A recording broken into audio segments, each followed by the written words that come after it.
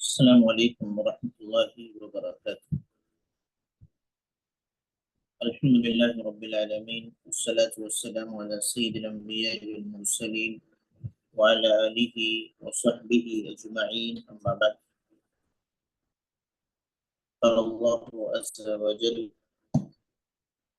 بسم اللہ الرحمن الرحیم، اذا جاء نصر اللہ والفتح ورأيت الناس يدخلون في دين الله أفواجا فسبح بحمد ربك واستغفر إنه كان توابا۔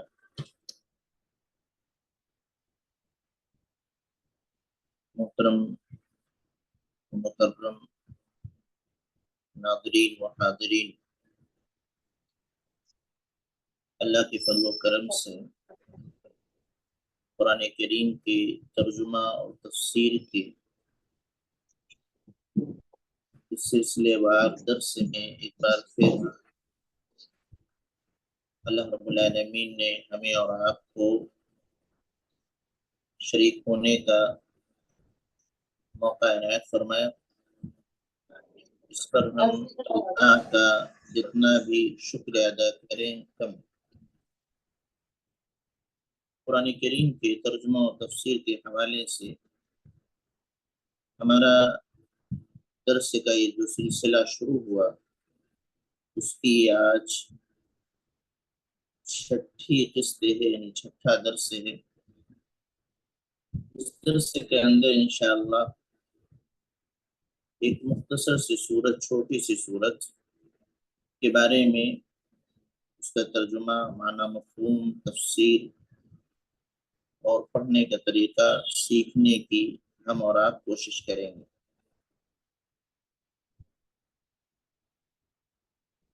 جس سورت کو ہمیں اور آپ کو پڑھنا ہے وہ سورت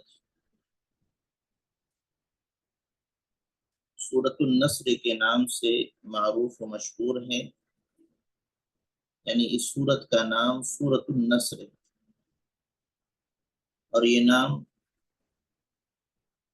اسی سورت کے اندر موجود ایک لفظ سے لیا گیا ہے، یعنی پہلی آیت جب ہم پڑھتے ہیں تو اسی میں نصر کا لفظ آیا ہوا ہے، تو اسی آیت سے لے کر کے اس سورت کا نام نصر رکھا گیا ہے۔ قرآن کریم کی یہ سورت جسے ہم اور آپ پڑھنے اور سمجھنے جا رہے ہیں، الحمدللہ زیادہ تر لوگوں کو یہ یاد رہتی ہے اور نماز میں اس کی تلاوت ہوتی۔ میں ایک مرتبہ اس کی تلاوت کرتا ہوں اور آپ سے گزارش ہے کہ آپ بھی دہرانے کی کوشش کریں، پڑھنے کی کوشش کریں۔ قرآن کریم کو سیکھنا، تجوید کے ساتھ پڑھنا ہر مسلمان پر ضروری ہے، فرض ہے۔ اعوذ باللہ من الشیطان الرجیم، بسم اللہ الرحمن الرحیم، اذا جاء نصر اللہ والفتح ورأيت الناس يدخلون في دين الله أفواجا فسبح بحمد ربك واستغفر إنه كان توابا۔ بسم الله الرحمن الرحيم، إذا جاء نصر الله والفتح ورأيت الناس يدخلون في دين الله أفواجا فسبح بحمد ربك واستغفر إنه كان توابا۔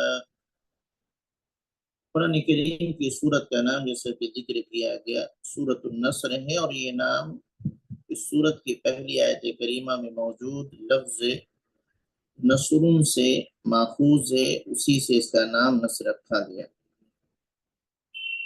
اس سورت کی فضیلت میں یہ بات ذکر کی جاتی ہے کہ قرآن کریم میں بہت ساری سورتوں اور آیتوں کا نزول ہوا، اور آپ جانتے ہیں کہ قرآن کریم ایک مرتبہ بے نازل نہیں ہوا، جیسی ضرورت ہوتی تھی اس ضرورت کے اعتبار سے کبھی مکمل سورت نازل ہوتی تھی اور کبھی سورت کی چند آیات نازل ہوا کرتی تھی۔ تو بہت ساری صورتیں ایسی ہیں جن کو ایک ہی مرتبہ میں اللہ رب العالمین نے نازل فرما دیا ہے، اور انہی صورتوں میں سے ایک صورت جن کو مکمل طور سے اللہ رب العالمین نے ایک ہی مرتبہ میں نازل کیا، وہ ایک صورت سورۃ النصر ہے، اور مکمل صورت کے نازل ہونے کے اعتبار سے یہ آخری صورت ہے۔ یہ اور بھی صورتیں ہیں جو نازل ہوئی ہیں مکمل طور سے شروع سے لے کر آخر تک، انہی میں سے ایک سورت سورۃ النصر ہے جسے ہم اور آپ پڑھ رہے ہیں، اور سب سے آخر میں مکمل طور سے جو سورت نازل ہوئی ہے وہ سورت یہ سورۃ النصر ہے۔ اس کے بعد کوئی ایسی صورت نہیں ہے جو مکمل طور سے ایک مرتبہ میں نازل ہوئی ہو۔ دیگر سورت کی چند آیات اس کے بعد بھی نازل ہوئی ہیں، قرآن کریم کا نزول اس کے بعد بھی ہوتا رہا ہے، لیکن مکمل صورت نازل ہونے کے اعتبار سے ایک ہی مرتبہ پوری صورت نازل ہو، اس اعتبار سے یہ صورت آخری صورت۔ اس کے بعد کوئی ایسی صورت نہیں ہے جو مکمل طور سے ایک بار میں نازل ہوئی ہو۔ اس کے بعد صورتیں تو نازل ہوئی ہیں، آیتیں نازل ہوئی ہیں، لیکن مکمل صورت نازل نہیں ہوئی ہے، جیسا کہ عبداللہ بن عباس اللہ تعالی عنہما نے اس کے بارے میں ذکر فرمایا کہ فرماتے ہیں کہ سب سے آخر میں جو صورت مکمل طور سے نازل ہوئی ہے وہ صورت ہے اذا جاء نصر اللہ والفتح، مسلم کی روایت۔ تو یہ ایک چیز صورت کے سلسلے میں ہے۔ پھر سے میں دہراتا ہوں کہ اگر فضیلت کے اعتبار سے پوچھا جائے کہ صورت کی فضیلت کیا ہے، تو ہم یہ کہہ سکتے ہیں کہ اس صورت کی فضیلت یہ ہے کہ مکمل طور سے ایک مرتبہ میں نازل ہونے والی صورتوں میں سے سب سے آخری صورت یہ سورۃ النصر ہے، سورۃ النصر ہے۔ یہ صورت مدینہ منورہ میں نازل ہوئی ہے اور فتح مکہ کے بعد نازل ہوئی۔ فتح مکہ سن 8 ہجری میں جب نبی کریم صلی اللہ علیہ وسلم کو اللہ رب العالمین نے موقع عنایت فرمایا، تو ہجرت کے 8ویں سال نبی صلی اللہ علیہ وسلم نے صحابہ کرام کے ساتھ مکہ کا قصد کیا اور مکہ فتح فرمایا۔ اس کے بعد اس صورت کا نزول ہوا ہے۔ اس صورت کے اندر جو الفاظ ہیں آئیے ہم دیکھتے ہیں ان الفاظ کے معنی کیا ہیں۔ چنانچہ سب سے پہلا اذا معنی ہوتا ہے جب، اذا یعنی جب، جاء، جاء کے معنی ہوتا ہے آیا، اذا جاء، اذا جاء جب آیا۔ نصر کے معنی ہوتا ہے مدد، نصر کا معنی ہوتا ہے مدد۔ نصر اللہ جو دونوں کو ملائیں گے تو ہوگا اللہ کی مدد، نصر اللہ، اللہ کی مدد، آپ نوٹ کر سکتے ہیں۔ نصر کا معنی مدد، اور نصر اللہ جب دونوں کو ملا دیں گے تو ہوگا اللہ کی مدد۔ والفتح، فتح کے معنی فتح ہوتا ہے، سربلندی ہوتا ہے، کامیابی ہوتی ہے۔ ورأیت، ورأیت کے معنی ہوتا ہے تم نے دیکھا، آپ نے دیکھا۔ رأیت واو الگ ہے، اینڈ کے معنی واو یہاں اینڈ کے معنی میں ہے، اور کے معنی میں۔ رأیت کا معنی ہوتا ہے آپ نے دیکھا۔ الناس، کا ترجمہ اس سے پہلے آپ نے قل اعوذ برب الناس میں پڑھا ہے، جس کے معنی ہوتا ہے لوگوں کو، لوگ، انسان۔ یدخلون، یدخلون کا مفہوم ہوگا داخل ہونے، داخل ہو رہے ہیں، یدخلون داخل ہو رہے ہیں، وہ سب داخل ہو رہے ہیں، فی معنی میں، ان کے معنی میں، دین اللہ، دین کے معنی دین، دین اللہ اللہ کے دین، دین کا معنی دین، دین اسلام، جس کو ہم لوگ مذہب کے نام سے بھی جانتے ہیں۔ دین اللہ جب دونوں کو ملائیں گے تو مراد ہوگا اللہ کا دین، دین کا معنی دین، دین اللہ اللہ کے ساتھ جب ملائیں گے تو ہوگا اللہ کا دین۔ افواجہ کئی گروہ، فوج ہوتا ہے، فوج جس کو لشکر بھی بولتے ہیں، ایک گروہ کو بولتے ہیں، ایک گروپ کو بولتے ہیں۔ افواجہ کئی گروپ سے اکٹھا ہو جائیں تو اس کو افواجہ۔ فسبح، سبح کے معنی ہوتا ہے آپ بیان کریں، تسبیح بیان کریں، آپ تسبیح بیان کریں۔ تسبیح کا مطلب ہوتا ہے پاکی بیان کرنا، کہ کسی ذات کو کہنا کہ وہ تمام عیوب سے پاک ہے، یہاں اللہ رب العالمین کے لیے معاملہ ہے۔ تو سبح کا مفہوم ہوگا اپنے رب کی پاکی بیان کیجیے، یعنی ہر قسم کی کمیوں سے یا ہر قسم کے عیب سے اللہ پاک ہے۔ سبح یعنی آپ پاکی بیان کیجیے۔ بحمد، حمد معنی ہوتا ہے تعریف کرنا، حمد کے معنی تعریف کرنا، بحمد تعریف کے ساتھ، فسبح بحمد دونوں ملا دیجیے تو ہو جائے گا آپ اپنے رب کی تسبیح بیان کیجیے، بحمدی اس کی تعریف کے ساتھ، یعنی اللہ رب العالمین کی تعریف بھی کرتے رہنا ہے اور تسبیح بھی میں، ایک طرف تعریف بھی کرنا ہے، دوسری طرف پاکی بیان کرنا ہے کہ میرا رب ہر قسم کے عیب سے پاک ہے۔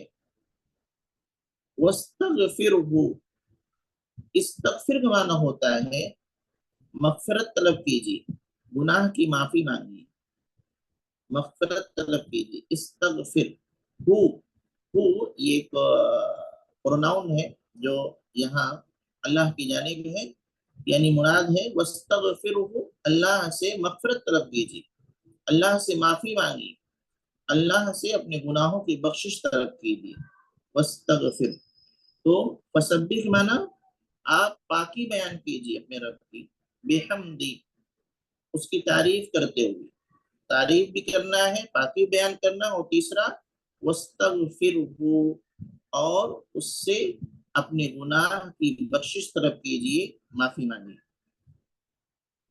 انہو یقیناً وہ، کانا توابا، توابا یہاں کانا کی اور بھی میننگ ہوتی ہے، معنی ہوتا ہے، یہاں مراد ہے کہ ہے کے معنی میں، توابا بہت زیادہ توبہ قبول کرنے والا ہے، توابا بہت زیادہ توبہ قبول کرنے والا، معافی قبول کرنے والا، یعنی کوئی گناہ کرے، گناہ سے معافی طلب کرے تو وہ توبہ قبول کر لیتا ہے، معافی کو تسلیم کر لیتا ہے، اس کے گناہ کو بخش دیتا ہے۔ تو یہ چند الفاظ تھے، ورڈز تھے، جس کی میننگ میں نے آپ کے سامنے رکھا۔ اذا منے جب، جا منے آیا، نصر اللہ اللہ کی مدد، الفتح فتح، ورأیت الناس، ورأیت اور آپ نے دیکھا، الناس لوگ، یدخلون وہ داخل ہو رہے ہیں، فی دین اللہ اللہ کے دین، فی دین اللہ، فی معنی میں، دین اللہ اللہ کے دین، فی دین اللہ اللہ کے دین، افواجا گروپ کی شکل میں، گروپ در گروپ، فوج در فوج۔ فسبح، تو آپ اپنے رب کی پاکی بیان کیجیے، بحمد ربی کا اس کی تعریف کرتے ہوئے، واستغفر اور اس سے مغفرت طلب کیجیے، انہو کان توابا بے شک وہ بہت زیادہ توبہ کو قبول کرنے والا ہے، توابا توبہ کو قبول کرنے والا ہے، معافی کو تسلیم کرنے والا ہے۔ آئیے ہم اس کا ترجمہ کرتے ہیں میننگ کے بعد۔ اذا جاء نصر اللہ والفتح، اذا جاء جب آ جائے، اذا جاء جب آ جائے، نصر اللہ اللہ کی مدد، والفتح اور فتح، یعنی جب یہ دونوں چیزیں آ جائیں، اذا جاء نصر اللہ والفتح، جب اللہ کی مدد اور فتح آ جائے. پھر ریپیٹ کرتا ہوں، اذا جاء نصر اللہ والفتح، جب اللہ کی مدد اور فتح آ جائے. اذا جاء جاء من آنا، اذا جاء نصر اللہ والفتح، جب اللہ کی فتح، اللہ کی مدد اور فتح آ جائے. وَرَأَيْتَ النَّاسَ، اور آپ لوگوں کو دیکھیں. وَرَأَيْتَ میں نے کہا کہ آپ نے دیکھا، تو جب دونوں کو ملائیں گے ترجمہ ہوگا وَرَأَيْتَ النَّاسَ، اور آپ لوگوں کو دیکھیں، يَدْخُلُونَ، کہ وہ داخل ہو رہے ہیں. وَرَأَيْتَ النَّاسَ يَدْخُلُونَ، اور آپ لوگوں کو دیکھیں کہ وہ داخل ہو رہے ہیں. کہاں؟ فی دین اللہ افواجا، اللہ کے دین میں. وَرَأَيْتَ النَّاسَ يَدْخُلُونَ فِي دِينِ اللَّهِ، اور آپ دیکھیں کہ لوگ اللہ کے دین میں داخل ہو رہے ہیں. افواجا، گروپ کی شکل میں، فوج در فوج، ایک گروپ آیا، پھر دوسرا گروپ آیا، پھر تیسرا گروپ آیا، اس طریقے سے لوگ اسلام میں داخل ہو رہے ہیں. وَرَأَيْتَ النَّاسَ يَدْخُلُونَ فِي دِينِ اللَّهِ أَفْوَاجًا، اور آپ دیکھیں لوگوں کو کہ وہ اللہ کے دین میں گروپ کی شکل میں داخل ہو رہے ہیں، فوج کی شکل میں داخل ہو رہے ہیں. فَسَبِّحْ، تو آپ تعریف کریں. فَسَبِّحْ، فَسَبِّحْ، آپ پاکی بیان کریں. بِحَمْدِ رَبِّكَ، اپنے رب کی تعریف کے ساتھ. فَسَبِّحْ، آپ پاکی بیان کریں. بِحَمْدِ رَبِّكَ، اپنے رب کی تعریف کے ساتھ. وَاسْتَغْفِرْ، اور اس سے مغفرت طلب کریں. جب آپ یہ تین چیزیں دیکھ لیں، اللہ رب العالمین نے دیکھ فرمایا اذا جاء نصر اللہ والفتح، جب اللہ کی مدد آ جائے، فتح آ جائے. ورأیت الناس، اور آپ لوگوں کو دیکھیں کہ یدخلون فی دین اللہ افواجا، کہ وہ اللہ کے دین میں گروپ کی شکل میں داخل ہو رہے ہیں. تو فسبح بحمد ربک، تو آپ اپنے رب کی پاکی بیان کیجئے، اس کی تعریف کے ساتھ. پاکی بیان کیجئے اور تعریف کے ساتھ.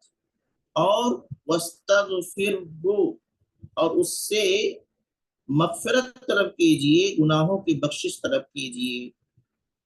انہ کان توابا، یقیناً، بے شک، یقیناً وہ بہت زیادہ توبہ قبول کرنے والا ہے. انہ کان توابا، بے شک وہ بہت زیادہ توبہ قبول کرنے والا ہے. یہ ہوا اس سورت کا ترجمہ. ایک بار پھر میں کرتا ہوں، پھر آگے بڑھتا ہوں. اذا جاء نصر اللہ والفتح، اللہ رب العالمین نے ارشاد فرمایا کہ جب اللہ کی مدد اور فتح آ جائے. وَرَأَيْتَ النَّاسَ، اور آپ لوگوں کو دیکھیں کہ يَدْخُلُونَ فِي دِينِ اللَّهِ أَفْوَاجًا، پھر وہ اللہ کے دین میں فوج در فوج، گروپ در گروپ، گروپ کی شکل میں داخل ہو رہے ہیں.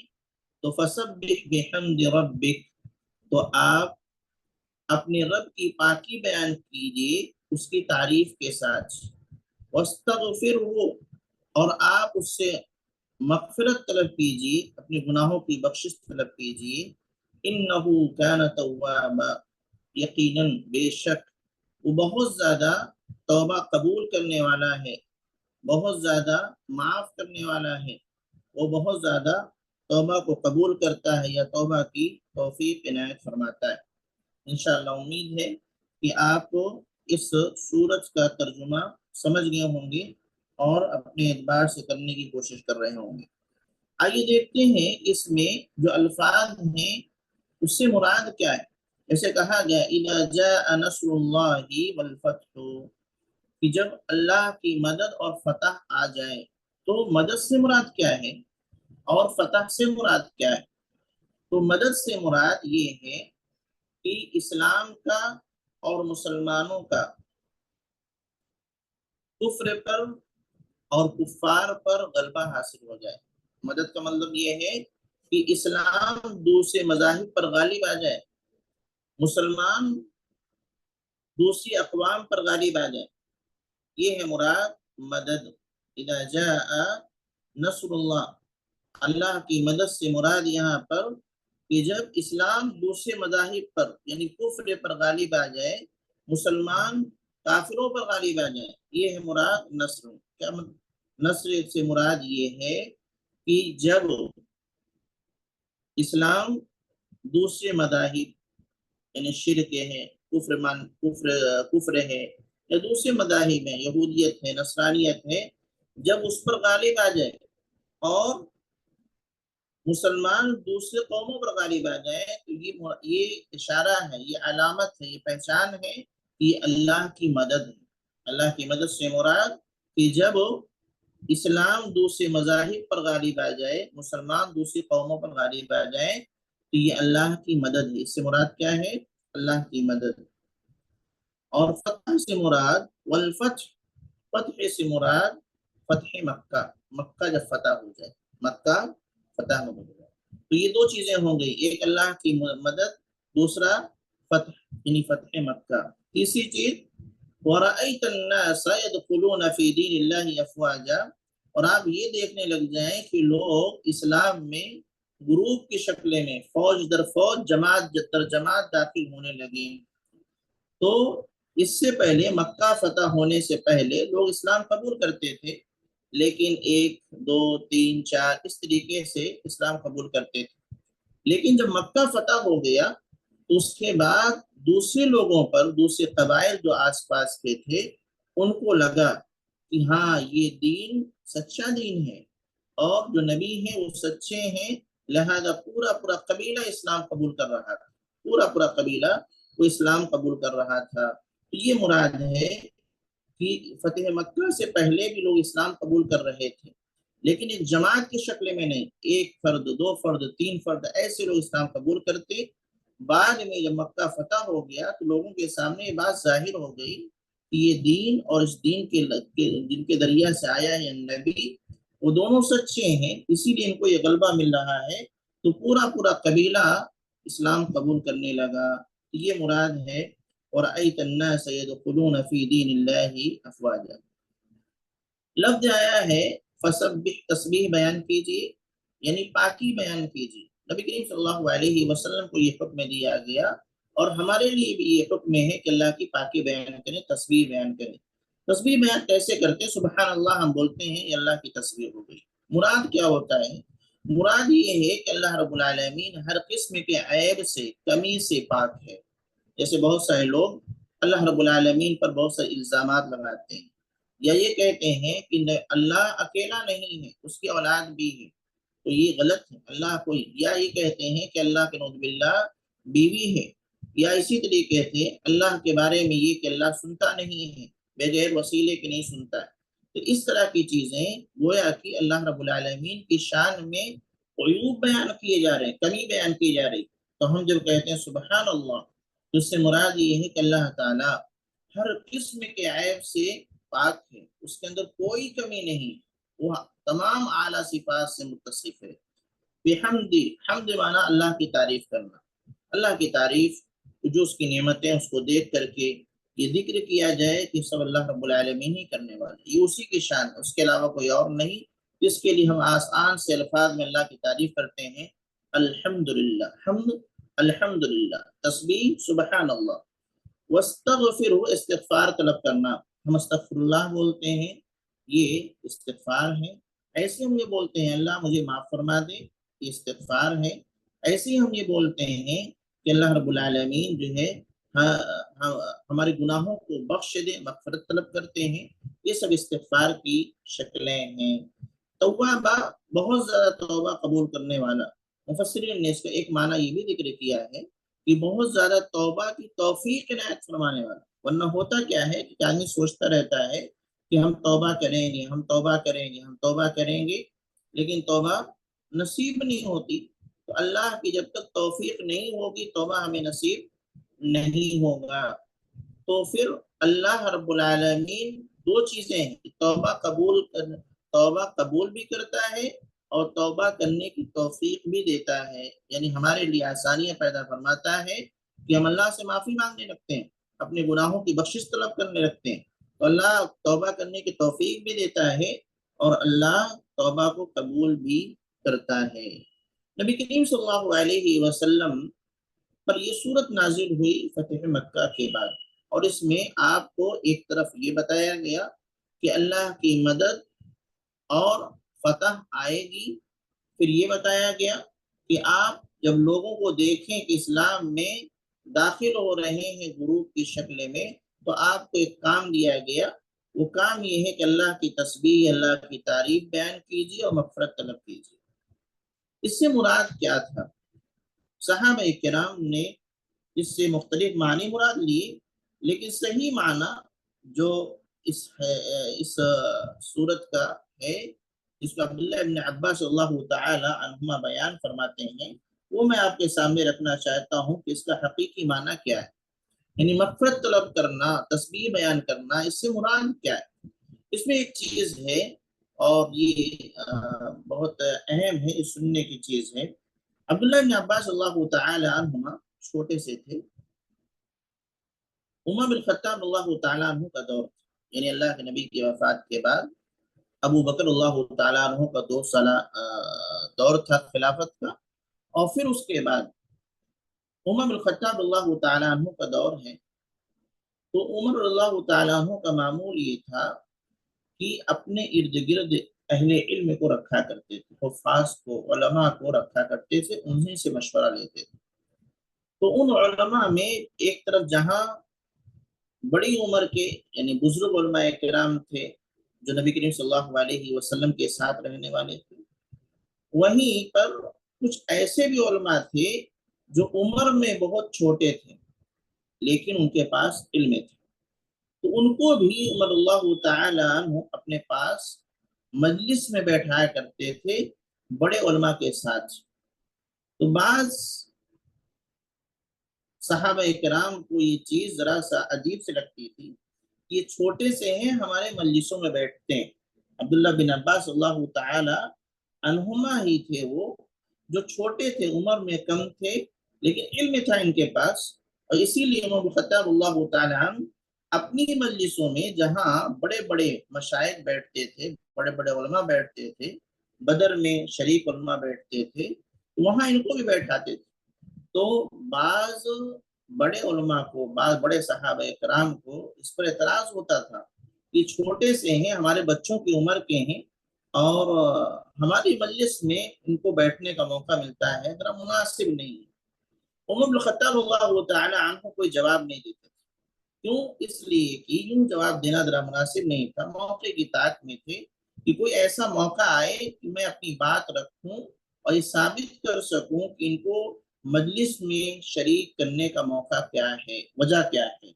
چنانچہ عبداللہ بن عباس اللہ تعالی عنہ فرماتے ہیں کہ عمر اللہ تعالی عنہ مجھے ایسی ہی مجلسوں میں شریک کیا کرتے تھے۔ ایک مرتبہ ایسا ہوا کہ تمام بڑے علماء کرام، صحابہ کرام بیٹھے ہوئے ہیں اور مجھ کو بھی بلایا، اور بلانے کے بعد گویا کہ تمام لوگوں کے امتحان انہوں نے لیا اور یہی آیت کریمہ پیش کی کہ اللہ رب العالمین نے فرمایا اذا جاء نصر اللہ والفتح ورأيت الناس يدخلون في دين الله افواجا فسبح بحمد ربك واستغفر انه كان توابا۔ اس صورت کو پیش کرنے کے بعد پوچھتے ہیں کہ اس کا مفہوم آپ لوگوں نے کیا سمجھا، یعنی اس صورت کا مفہوم کیا ہے؟ اس میں جو استغفار کی بات کی گئی ہے، اس میں جو تسبیح کی بات کی گئی ہے، اس میں جو اللہ کی تعریف کرنے کی بات کی گئی ہے، اس سے مراد کیا ہے؟ تو تمام صحابہ کرام جو موجود تھے یا تو خاموش رہے یا انہوں نے جواب دیا، تو جواب یہ دیا کہ جب بھی اللہ کی مدد آئے تو ہمیں اللہ رب العالمین کی تعریف کرنا چاہیے، جب بھی فتح ملے تو ہمیں اللہ کی پاکی بیان کرنا چاہیے، گناہوں سے مغفرت طلب کرنا چاہیے۔ اور بظاہر سورت کا یہی مفہوم سمجھ میں بھی آتا ہے کہ جب اللہ کی مدد حاصل ہو جائے، جب فتح حاصل ہو جائے، جب لوگ اسلام کو غلبہ حاصل ہونے لگے، تو ایسی صورت میں ہمیں اللہ کی تعریف کرنا چاہیے، اللہ کی پاکی بیان کرنا چاہیے، مانا صحیح ہے۔ جب تمام لوگوں نے جواب دے دیا تو عمر بن خطاب اللہ تعالی انہوں نے عبداللہ ابن عباس اللہ تعالی عنہما سے پوچھا، یا ابن عباس اکذالک تقول، کیا تم بھی یہی کہتے ہو، کیا تم بھی اس کا یہی معنی بیان کرتے ہو؟ قلت لا، عبداللہ ابن عباس اللہ تعالی عنہما نے فرمایا کہ نہیں، میں اس سے یہ معنی مراد نہیں لیتا۔ فما تقول، پوچھتے ہیں پھر کیا معنی ہے؟ قلت، انہوں نے کہا، ہوا اجر رسول اللہ صلی اللہ علیہ وسلم اعلمہ اللہ لہ، اس صورت کے اندر اللہ کے نبی صلی اللہ علیہ وسلم کی موت کا تذکرہ ہے، اور اس موت کے سلسلے میں اللہ تعالیٰ پیارے نبی صلی اللہ علیہ وسلم کو اطلاع دے رہا ہے۔ کیا مطلب ہے کہ اے نبی، جب اللہ کی مدد آ جائے، مراد آپ نے سنا، یعنی اسلام کو غلبہ حاصل ہو جائے، مسلمانوں کو غلبہ حاصل ہو جائے، والفتح، اور فتح مل جائے، مراد کیا، فتح مکہ ہو جائے، اور وَرَأَيْتَ النَّاسَ يَدْخُلُونَ فِي دِينِ اللَّهِ أَفْوَاجًا، اور آپ یہ دیکھیں کہ لوگ اسلام میں گروپ کی شکل میں داخل ہو رہے ہیں، جماعت جماعت کی شکل میں داخل ہو رہے ہیں، تو پھر اس کا مطلب یہ ہو گیا کہ آپ کا کام کمپلیٹ ہو گیا ہے، اب آپ کی ذمہ داری ختم ہو چکی، اب آپ آخرت کی تیاری کر لیجئے، جانے کی تیاری کر لیجئے، اور جانے کی تیاری کیسے؟ اب اللہ رب العالمین کی تعریف کیجئے، استغفار کیجئے، مغفرت طلب کیجئے، اللہ کی تسبیح بیان کیجئے۔ عبداللہ بن عباس اللہ تعالی عنہما نے یہ جواب دیا کہ اس صورت کے اندر نبی کریم صلی اللہ علیہ وسلم کی موت کا ذکر ہے، جس کے بارے میں اللہ تعالیٰ اپنے نبی کو اطلاع دے رہا ہے کہ آپ کی ذمہ داری کمپلیٹ ہو چکی، آپ ادا کر چکے ہیں، اور جب ذمہ داری ادا ہو گئی جس کے لیے آپ کو بھیجا گیا تھا، تو اب رب العالمین آپ کو اپنے پاس بلانا چاہتا ہے، تو وہاں جانے کی تیاری کیجئے، کیسے؟ تسبیح کے ساتھ، اللہ کی تعریف کے ساتھ، اور گناہوں کی بخشش کے ساتھ۔ قال عمر اللہ تعالی عنہ فرمایا، ما اعلم منها الا ما تعلم، فرماتے ہیں کہ جو تم بتا رہے ہو وہی مجھے علم ہے۔ تو اس مجلس کے اندر عمر الخطاب اللہ تعالی عنہ نے عبداللہ بن عباس اللہ تعالی عنہما کی فضیلت کو دکھایا کہ دیکھیے ان کے پاس علم ہے، اسی علم کی بنیاد پر میں ان کو آپ جیسے بڑے صحابہ کرام کی مجلس میں شریک کرتا ہوں۔ پتہ ہی چلا علم کی وجہ سے مقام و مرتبہ بلند ہوتا ہے، اور یہی ان کے یہاں تھا، جس کے پاس علم ہے اس کا مقام و مرتبہ بلند ہوگا، اس کی حیثیت بلند ہوگی۔ اس بنیاد پر وہ اپنی خاص مجلسوں میں، بڑے صحابہ اکرام کی مجلس میں عبداللہ بن عباس اللہ تعالیٰ عنہما، جن کی عمر کم تھی، اس میں شامل کیا کرتے تھے۔ ایک تو یہ کہ علم کے اعتبار سے لوگوں کا مقام و مرتبہ بلند ہونا چاہیے، ہمیں فوقیت دینی چاہیے۔ اگر ہمارا بچہ ہم سے زیادہ علم والا ہے تو ہمیں اس کو مقام و مرتبہ اپنے سے زیادہ دینا چاہیے، کیوں؟ اس کے پاس علم ہے، اس کا خاص خیال رکھنا چاہیے۔ دوسری بات یہ معلوم ہوئی کہ اس صورت کے اندر نبی کریم صلی اللہ علیہ وسلم کی موت کا ذکر ہے کہ آپ کو موت آنے والی ہے۔ بعض لوگ نبی کریم صلی اللہ علیہ وسلم کے لیے موت کا لفظ سننا پسند نہیں کرتے کہ آپ کو موت آئے گی، اگر کوئی بول دے تو ان کو عجیب سا لگتا ہے، نبی کی شان میں گستاخی کر رہے ہیں، نبی کو موت کا ذکر کر رہے ہیں کہ نبی کو موت آئے گی۔ صحابہ اکرام کا عقیدہ یہی تھا کہ نبی کریم صلی اللہ علیہ وسلم کو بھی موت آئے گی، اور یقیناً آئی، ان لوگوں نے اس کو تسلیم کیا۔ تو اس صورت کے اندر نبی کریم صلی اللہ علیہ وسلم کی موت کا ذکر آیا ہے کہ اب آپ کی ذمہ داری ختم ہو رہی ہے، مکہ بھی فتح ہو گیا ہے، اللہ کی مدد آ گئی، یعنی اسلام کو دوسرے دینوں پر غلبہ حاصل ہو گیا ہے، اور اسی طریقے سے کثرت کے ساتھ لوگ اسلام میں داخل ہو رہے ہیں۔ اس بنیاد پر اب آپ کی ذمہ داری ختم، اب رب العالمین آپ کو اپنے پاس بلا کر کے آپ کو نوازنا چاہتا ہے، آپ کے مقام و مرتبہ کو بلند کرنا چاہتا ہے، لہذا وہاں جانے کی تیاری کیجیے۔ اس صورت سے ایک بات ہمیں جو سمجھ میں آتی ہے وہ یہ کہ ہمیں ہمیشہ توبہ، استغفار اللہ کی پاکی، اللہ کی تعریف کرتے رہنا چاہیے.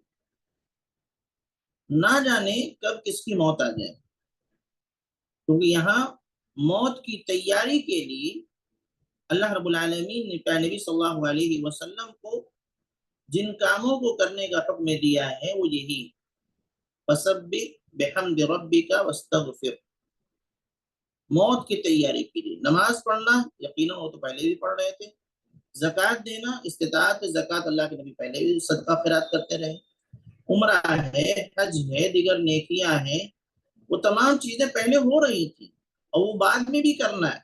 لیکن خصوصی طور پر تیاری کے لیے اللہ رب العالمین نے پیارے نبی صلی اللہ علیہ وسلم کو جو حکم دیا ہے وہ ہے تسبیح اور تحمید، یعنی تعریف کرنا اور استغفار.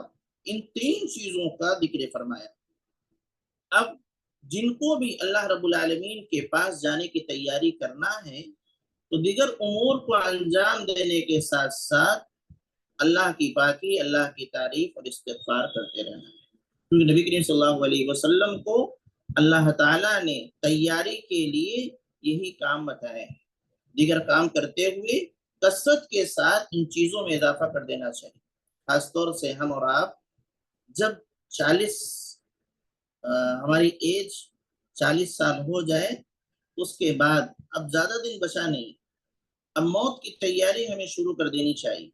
موت تو کبھی بھی آ سکتی، بچپنے میں بھی آ سکتی، جوانی میں بھی آ سکتی ہے، 40 کے بعد بھی آ سکتی ہے، 50 کے بعد، یا کسی کو 80 سال 100 سال بھی مل جاتے ہیں. لیکن 40 کے بعد کا مرحلہ یہ ہے کہ اب گویا کی ایک عمر جو شباب کی تھی وہ تقریباً گزر چکی ہے. اب اس کے بعد اب زوال آئے گا، اب دھیرے دھیرے ڈھلان کی طرف ہم بڑھیں گے.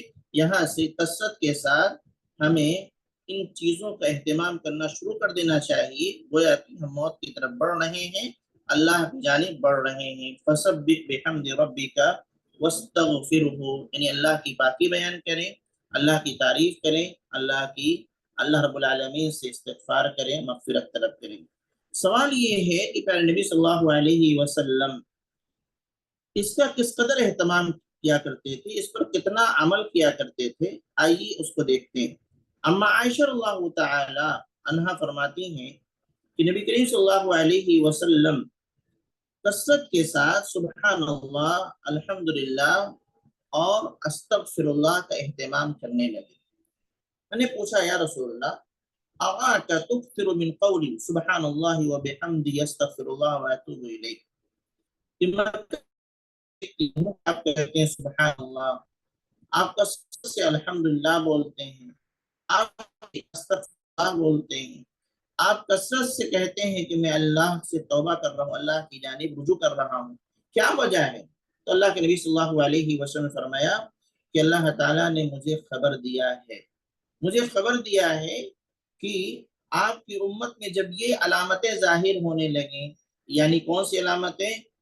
اللہ کی مدد کی علامتیں. کون سی علامت؟ فتح کی علامت. کون سی علامت؟ کہ لوگ اسلام میں داخل ہو رہے ہیں جماعت کی شکل میں. تو ایسی صورت میں میرے اللہ نے کہا کہ اللہ سے استغفار کیجیے گا، حمد کیجیے گا اور جو ہے اللہ کی پاکی بیان کیجیے گا. تو میں ان چیزوں کو دیکھ رہا ہوں کہ اللہ کی مدد بھی آ گئی، فتح مکہ بھی فتح ہو گیا اور لوگ اسلام میں فوج در فوج، جماعت در جماعت، گروپ کی شکل میں داخل بھی ہونے لگے. تو اس لیے میں نے اس میں کثرت کر دیا کہ سبحان اللہ کثرت سے پڑھتا ہوں، الحمدللہ کثرت سے پڑھتا ہوں، استغفر اللہ کثرت سے کرتا ہوں. اسی طریقے سے نبی صلی اللہ علیہ وسلم کے بارے میں اما عائشہ فرماتی ہیں کہ دوسری روایت، پہلی روایت کیا ہے؟ انہوں نے دیکھا کہ اللہ کے نبی کثرت سے ان کلمات کو ادا کر رہے ہیں، سبحان اللہ، الحمدللہ، استغفر اللہ. تو پوچھتی ہیں کیوں؟ تو جواب دیا کہ اللہ رب العالمین نے مجھے چند علامتوں کے بارے میں خبر دی تھی، وہ علامتیں میں دیکھ رہا ہوں، وہ چیزیں ہیں، اس لیے اس کے بعد ان چیزوں کا اہتمام کرنے لگا جیسا کہ صورت میں. دوسرا فرماتی ہیں کہ سجدے میں جب نبی کریم صلی اللہ علیہ وسلم جاتے تھے تو کثرت سے کے ساتھ آپ کی جو دعائیں ہوا کرتی تھی رکوع میں اور سجدے میں سبحانک اللہم ربنا وبحمدک اللہم اغفر لی، کثرت کے ساتھ اس کو پڑھا کرتے سبحانک اللہم سبحانک اللہم ربنا وبحمدک اللہم اغفر لی، رکوع کے اندر یا سجدے کے اندر اور بھی دعائیں ثابت ہیں، سب سے مختصر ہم لوگ عموماً پڑھتے ہیں سبحان ربی العظیم سبحان ربی الاعلی، لیکن رکوع اور سجدہ دونوں میں پڑھنے والی دعا جو پیارے نبی صلی اللہ علیہ وسلم پڑھتے تھے وہ تھا سبحانک اللہم ربنا وبحمدک اللہم اغفر لی۔ اس کا ترجمہ دیکھیں اور پھر اس آیت کریمہ کو سامنے رکھیے۔ آیت میں کیا کہا گیا؟ فسبح، تسبیح بیان کیجیے، بحمد ربک، اپنے رب کی تعریف کے ساتھ، دو چیز، اور استغفار کیجیے۔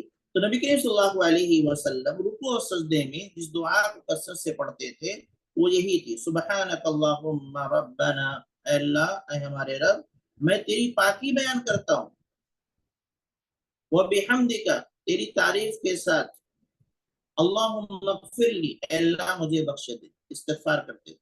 تو اللہ کے نبی صلی اللہ علیہ وسلم کثرت کے ساتھ ان آیات پر عمل کر رہے ہیں، اللہ کے حکم پر عمل کر رہے ہیں، گویا کہ تیاری کر رہے ہیں کہ اب جانے کا وقت آ گیا ہے، لہذا جتنا ہو سکے اللہ کی پاکی بیان کر لیں، جتنا ہو سکے اللہ کی تعریف کر لیں، اور جتنا ہو سکے گناہوں سے بخشش طلب کر لیں۔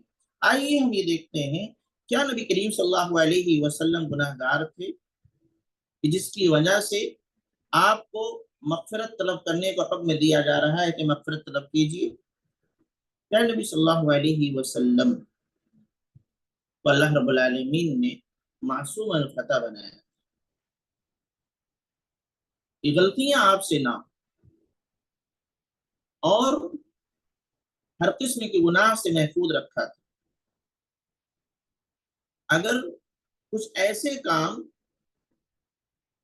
جو جس کو کرنا افضل تھا اللہ کے نبی صلی اللہ علیہ وسلم سے کبھی وہ کام چھوٹ جاتا تو اللہ کے نبی سمجھتے تھے کہ مجھ سے گناہ ہو گئے، یعنی جائز، چھوڑنا جائز تھا لیکن کرنا افضل تھا۔ اللہ کے نبی صلی اللہ علیہ وسلم اگر اس کو چھوڑ دیتے تو اس کو اپنے تئیں ایک کمی محسوس کرتے تھے، تو اس کو گناہ سمجھا کرتے تھے۔ تو نبی کریم صلی اللہ علیہ وسلم کی اس قسم کے تمام تر گناہ کو اللہ رب العالمین نے پہلے ہی سے معاف کر دیا، چھوٹے گناہ ہوں، بڑے گناہ سے سرزد نہیں ہوئے، چھوٹے گناہ جو سرزد ہوئے بھی تو اس کو معاف کر دیا۔ اب یہاں پر اللہ رب العالمین کا نبی سے کہہ رہا ہے کہ آپ مغفرت طلب کیجیے، کیا مطلب؟ دیکھیے، مغفرت طلب کرنا، استغفار کرنا صرف اس وقت نہیں ہوتا کہ جب آدمی گناہ گار ہو تب ایسا کرے، بلکہ مغفرت طلب کرنا یہ ایک عبادت ہے، اور عبادت کے طور پر جب کوئی بندہ استغفار کرتا ہے، مغفرت طلب کرتا ہے، تو اس پر اس کو ثواب ملتا ہے، اس کے درجات بلند ہوتے ہیں، اس کے دنیاوی اور اخروی فائدے ہوتے ہیں، یعنی گناہ نہیں ہے، گناہ نہ ہونے کے باوجود وہ اللہ رب العالمین سے معافی طلب کرتا ہے، تو یہ ایک عبادت ہے، اور اس کے ذریعہ سے اس کو ثواب ملتا ہے، اس کے لیے نیکی لکھی جاتی ہے۔ گناہ نہ ہو تو بھی اللہ رب العالمین اس کے ذریعے سے ثواب دے رہا ہے۔ تو نبی کریم صلی اللہ علیہ وسلم گناہ گار نہیں تھے، گناہوں سے پاک صاف تھے، اللہ نے آپ کے تمام تر اگلے اور پچھلے گناہ کو معاف کر دیا تھا، بخش دیا تھا، آپ کا کوئی گناہ باقی نہیں تھا، اس کے باوجود آپ سے مطالبہ کیا جا رہا ہے کہ استغفار کیجئے۔ کیوں؟ اس لیے کہ استغفار کرنا ایک عبادت ہے، اس سے بہت زیادہ ثواب حاصل ہوتا ہے، اس سے نیکیاں ملتی ہیں، اور اس سے دنیاوی اور اخروی فائدے ہیں۔ اس لیے یعنی کوئی یہ نہ سمجھے کہ اللہ کے نبی صلی اللہ علیہ وسلم نعوذ باللہ گناہ گار تھے، اس بنیاد پر آپ سے مغفرت طلب کرنے کا حکم دیا گیا، نہیں، اللہ کے نبی گناہ گار نہیں تھے، اللہ رب العالمین نے آپ کے اگلے اور پچھلے جتنے گناہ تھے سب کو بخش دیا تھا۔ یہاں پھر کیوں کہا گیا؟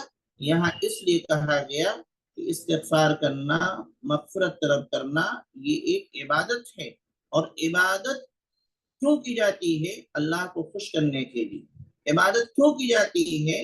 نیکی کمانے کے لیے، ثواب حاصل کرنے کے لیے۔ تو اس لیے نبی صلی اللہ علیہ وسلم سے استغفار کرنے کا حکم دیا گیا۔ نبی کریم صلی اللہ علیہ وسلم بہت زیادہ کثرت سے استغفار کرتے۔ ایک روایت میں ہے، لوگوں سے کہا ہے لوگوں اللہ سے توبہ استغفار کرو، میں دن میں 70 मरतबा अल्लाह से मगफरत तलब करता हूँ, 70 मरतबा। दूसरी रवायत में मैं दिन में 100 मरतबा मगफरत तलब करता हूँ।